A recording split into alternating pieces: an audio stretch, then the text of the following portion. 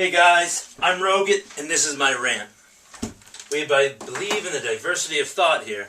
And like I said, I was going to make a video about Blink-182 and my thoughts and stuff like that.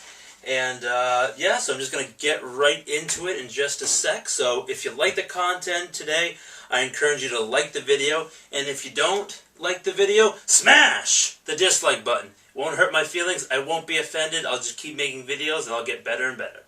Alright, that being said, so what I want to talk about is basically current Blink-182 and kind of just, go back, backtrack maybe a few years and then just say my overall opinions on what's going on with the whole drama, I guess you could say it is, but it is what it is. It's artists and musicians and sounds and all that type of stuff. So okay, so basically I'm going to go through and just give you my thoughts on each of the new singles that they've released to build hype for their new album. The album's called 9. It's coming out September 20th. I'm really excited for it, regardless of how I feel about these 5 singles, because you never really know, because these days artists, they actually release at least 3 or 4 singles from the upcoming album before they release it to generate even more hype for it. So I'm just going to give my 2 cents on this. So the first one that came out was called Blame It On My Youth. Now, when this song came out, a lot of people didn't like it. They didn't like it how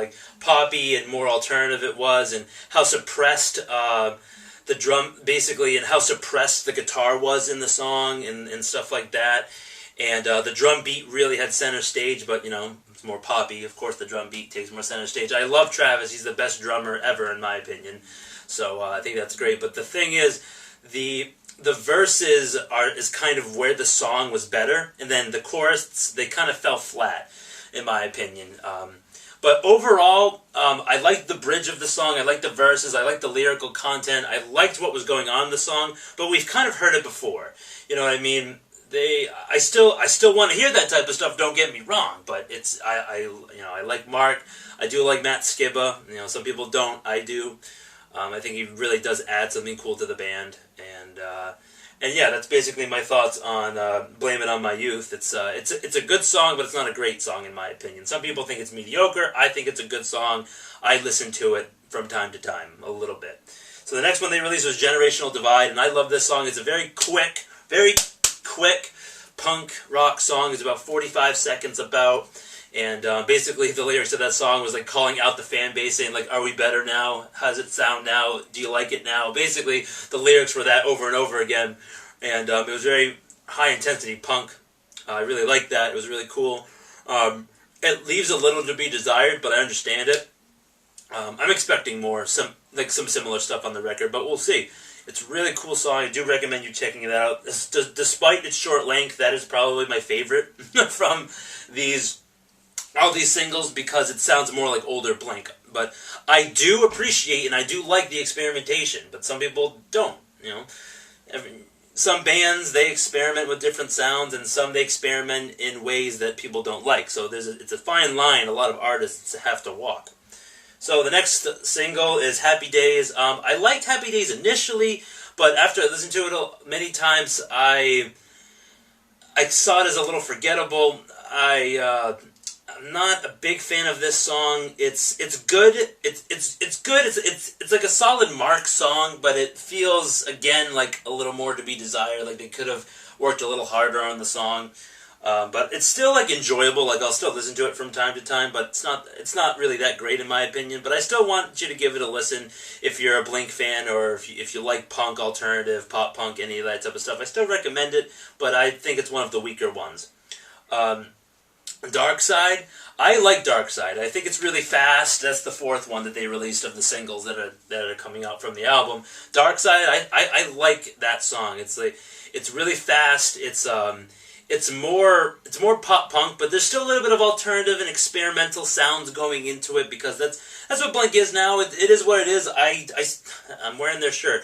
I honestly love everything that they've ever put out. I'm one of those people. I'm not a blind follower. I don't think they've never made a bad song ever, but I respect them for the avenues they want to pursue.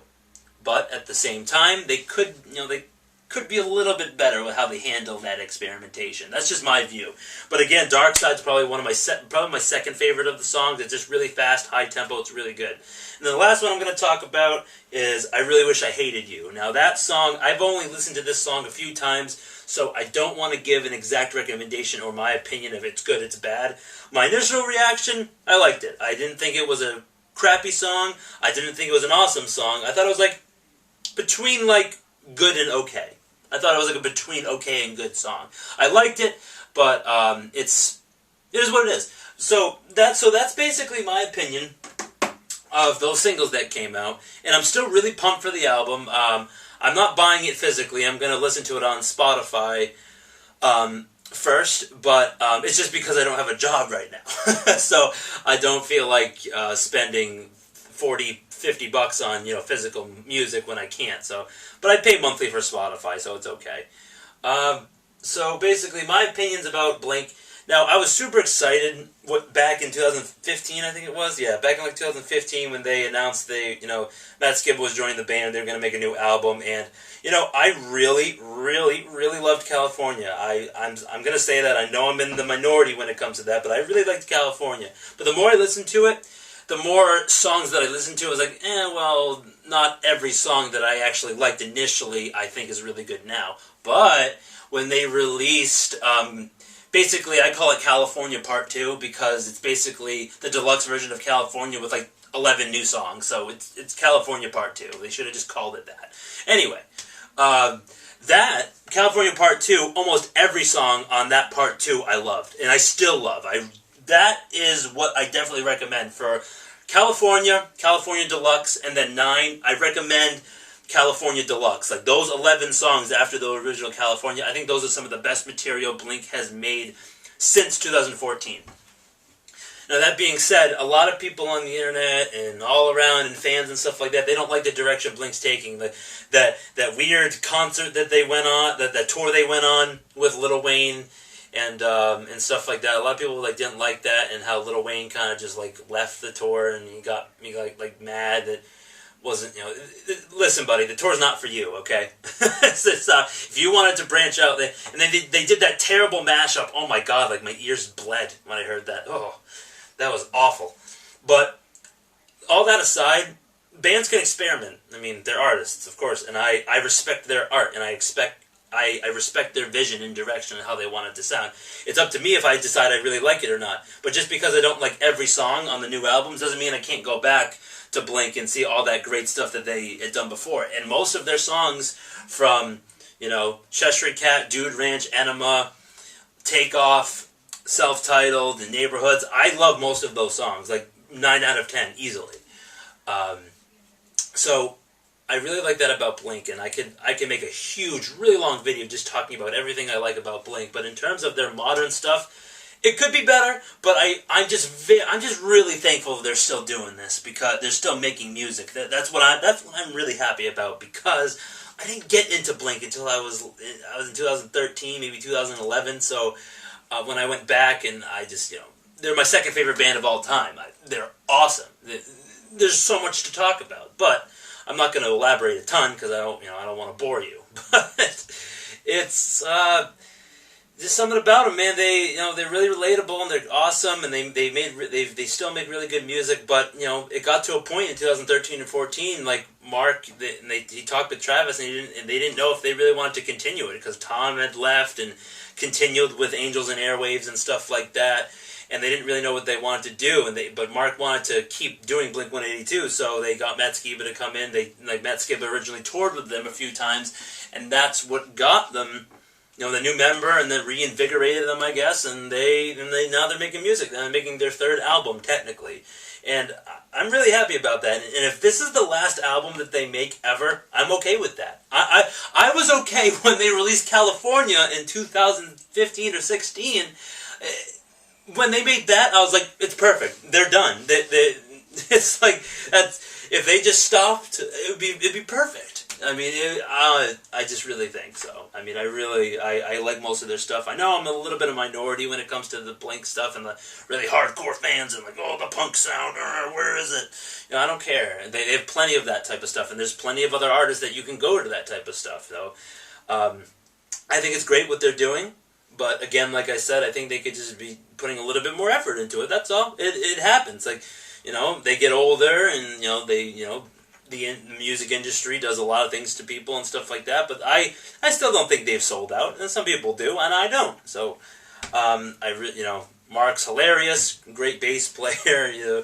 Travis is insanely talented. And Matt Skiba from Alkaline Trio. He did some really good work with Alkaline Trio. I like Alkaline Trio. One of my best friends showed me Alkaline Trio, and I was like, oh. And then I listened to everything they did, and I was like, I get it.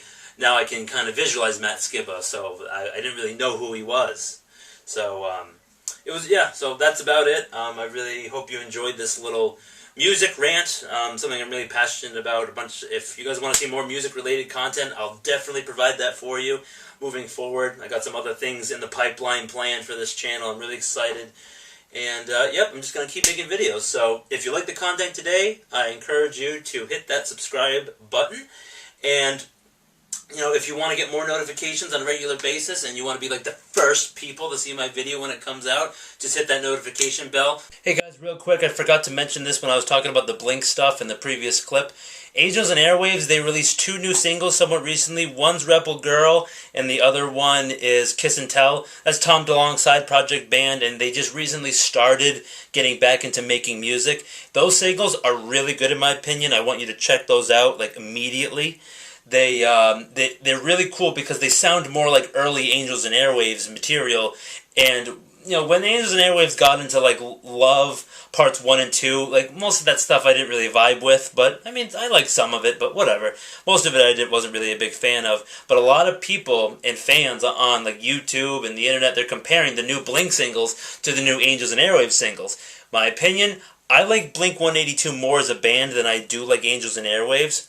But the thing is, these singles that Tom DeLonge and Angels and Airwaves put out, Rebel Girl and Kiss and Tell, I think those singles are better for that band than I do that these 5 Blink singles are for Blink. I do have a soft spot for Blink still, so I mean that has a little bit to do with it and stuff like that. I still do really like those singles, but I just think these Angels and Airwaves singles are a little bit better. That's my vote in the Angels and Airwaves column. So, that's it. Just remember to smash the dislike button, subscribe, and hit the bell and everything like that. And have a good one. All right.